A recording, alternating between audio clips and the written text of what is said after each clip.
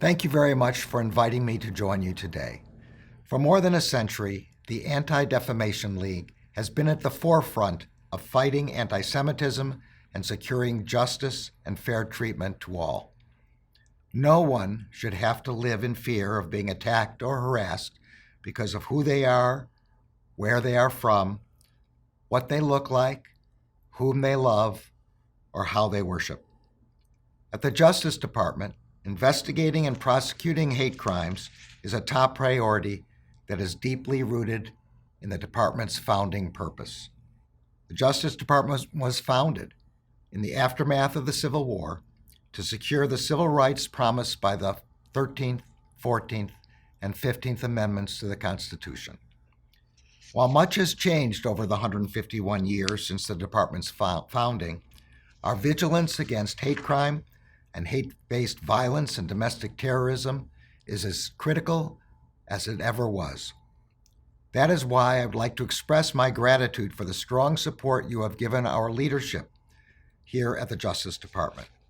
Last week, both Deputy Attorney General Lisa Monaco and our Associate Attorney General Vanita Gupta were officially sworn in and have begun work. They are already making a difference. I am hopeful that Kristen Clarke, our nominee to lead the Civil Rights Division, will be confirmed soon. Kristen's deep experience combating hate, including hate and extremism online, will be a vital asset to the department and to the country. That is particularly so at a moment when we increasingly see hate online turn into physical violence and domestic extremism. Just last month, the FBI director testified that racially or ethnically motivated domestic violent extremists, specifically those who advocate for white supremacy, are the top domestic terror threat that we face. Although over 48% of hate crimes target African Americans, the COVID-19 pandemic has created a new wave of hate.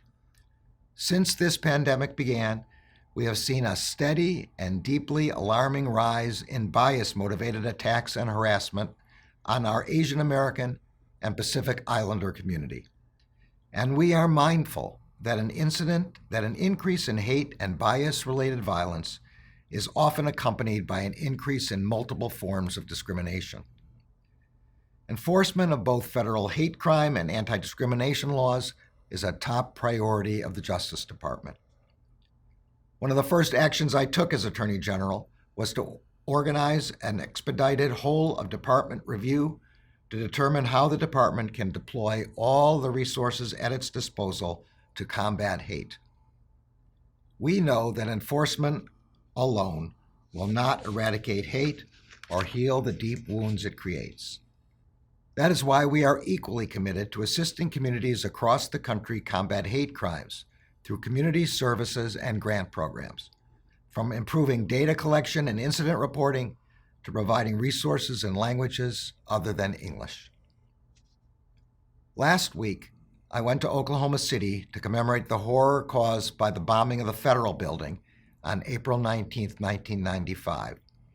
I also went to Tulsa, where it is almost exactly 100 years since the Black Wall Street race massacre in the Greenwood area. The people of Oklahoma City and Greenwood, like those of Pittsburgh after the massacre at the Tree of Life Synagogue, or those of El Paso after the attack on the Walmart there, recognize that standing together is essential to defeating hatred.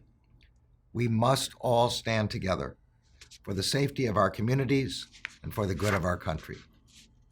The Justice Department will do its part to prevent hate crimes and bias-related incidents and minimize the destructive effects that hate has on our society. I know that ADL will continue doing its part, tirelessly working towards that same goal. Thank you very much.